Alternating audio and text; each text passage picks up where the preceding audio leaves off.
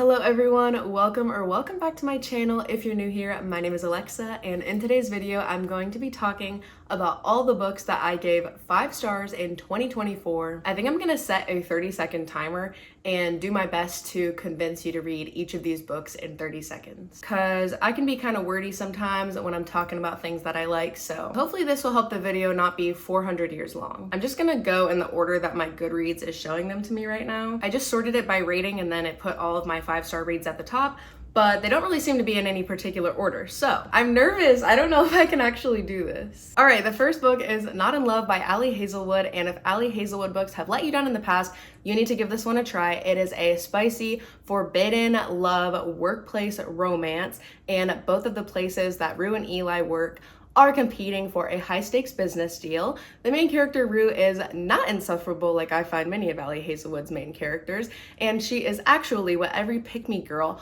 wants to be: incredibly strong, headstrong, and very good at thinking on her feet. Oh my gosh, guys, I kind of did it. All right, the next book is Slow Dance by Rainbow Rowell, and this book may not be for everyone. My boyfriend's sister read it and she said that she hated it, but personally, I loved it. It is basically following Carrie and Shiloh, and they had a little fling in the past, but now we are many years in the future and they have reconnected, and we are basically in a will they, won't they, past and present timeline, friends to lovers situation. And the tension is so good. Next book is Just for the Summer by Ali Jimenez, and this book literally makes up a portion of my heart. It is so good. We are following, what are their names? Emma and Justin, and they basically are cursed. Everybody that they date and breaks up with them finds their true love after. So Emma and Justin try to date so that they can break their curse, but it ends up turning into a little something more complicated after that. This is the perfect if he wanted to, he would romance. The next book somebody is borrowing right now, but it is Funny Story by Emily Henry, and you guys already know that Emily Henry will never let us down. This is following Miles and Daphne, and they are experiencing the exact same very niche heartbreak at the same time, so they move in together and then they try to figure out how to make the best of the situation at hand. This book is literally bound with pages of gold in my eyes. It is so incredible, and I related to so many aspects of the main character, which I think is why I loved it so much. Oops, I went over a little bit. 35 seconds is still pretty good. All right, the next 2 books I have to talk about are 2 books in a 3-book series. They are Before I Let Go and This Could Be Us by Kennedy Ryan. I actually met Kennedy Ryan at a book signing, and I had not yet read any of her books, but when I met her, I was like, she is one of the most eloquently spoken people I have ever encountered in my life. And then I read her books and I was like, oh, this makes so much sense.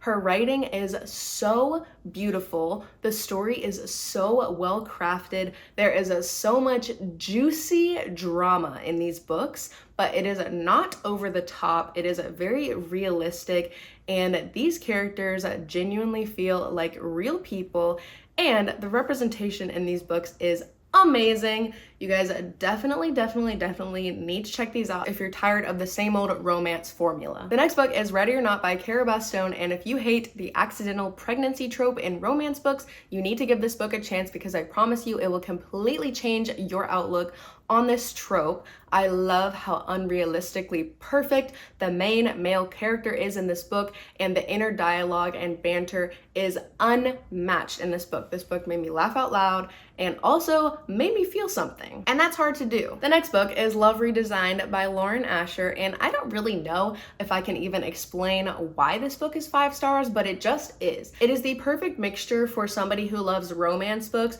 but also grew up watching HGTV all the time. I think that's why I loved it so much, and I really just hit the nail on the head there. The next book is None of This Is True by Lisa Jewell, and this is the best thriller I have ever read. And that is really saying something, because I've read a lot of thrillers, and it's really hard for me to give thrillers 5 stars because a lot of the times they just don't reach that 5-star level, but this one truly does. If you love audiobooks, you definitely need to listen to this audiobook.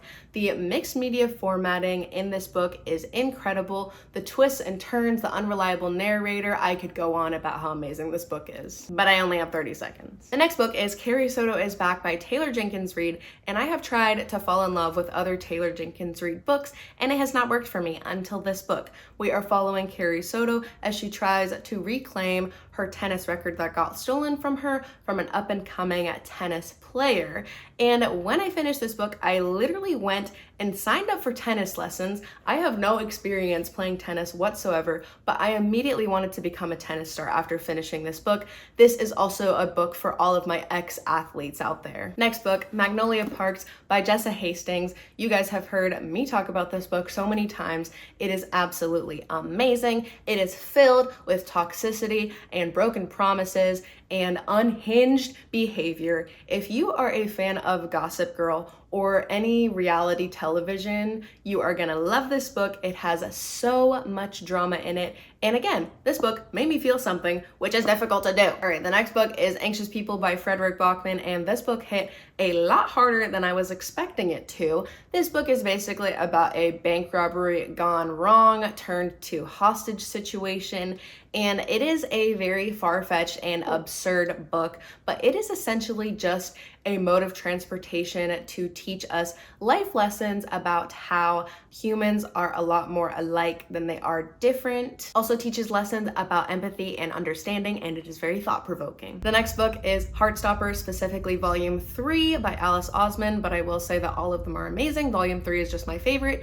If you have been putting off reading the Heartstopper books, do yourself a favor and stop putting it off. Go read them right now. Why did nobody tell me that graphic novels are basically just movies on paper? You don't have to do any work visualizing what's going on with the characters because all the pictures are right there in front of you. It's an amazing thing. The next book is A River of Royal Blood by Amanda Joy, and this is hands down my most unexpected 5-star read of the year. I got this book at the Dollar Tree for $1.25, and it is one of the best fantasy books I have ever read. Nobody talks about it. I don't know why, but it's so good. It has such a unique magic system while also incorporating a lot of aspects of popular fantasy books that everybody knows and loves. Powerless, The Cruel Prince, so on and so forth. Go get it, go read it. The next book is Little Women by Louisa, May, Alcott, and Guys. This is a classic for a reason. We're following these 4 sisters, and it is just a story of them coming of age. And you're telling me this was published in 1869? This, much like Anxious People, is another mode of transportation for lots and lots of life lessons, teaching us that the human experience is more universal than we think. The next book is Rebecca by Daphne du Maurier, and this is following a woman who marries a guy, moves into his estate, and then gets haunted by his dead ex-wife. This book is absolutely insane. Is it a romance? Is it a thriller? Is it a horror? I have no idea. This is the craziest genre-bending book I have ever read, and this is a modern classic. And again, they don't just throw that label around. This is a modern classic for a reason. Go read it. All right, the final book I have to talk about is Are You There, God? It's Me, Margaret. And this book is basically following Margaret as she is coming of age after she just moved to a new city, and she's experiencing a lot of drama and confusion with her family. And tell me why this book touched a corner of my heart that had cobwebs in it. This part of my heart had not been accessed for a very long time until I read this book. It is so heartwarming and tender and sweet. All right, those are all of my 5-star reads from 2024. I hope you guys enjoyed the 30-second format, but if you guys want a more in-depth review on any of these books, make sure to leave a comment down below and let me know. I know I've already talked about a lot of these books in other videos, but I love watching people's favorite books of the year videos, so I thought I would make my own. I might also do a least favorite books of the year video, so if you guys want to see that, make sure to let me know. But for now, that is all for today's video. If you guys liked it, make sure to give it a thumbs up and leave a comment down below letting me know anything you want to let me know. Also, feel free to follow me on Instagram and make sure that you are subscribed so that you can see more videos from me in the future. But for now, that is all, and I will see you guys in my next video. Bye. Should I ditch this pillow? I think I'm gonna set a 30 minutes? No. I'm scared for my life. Ah! Oh. What did I think was gonna happen?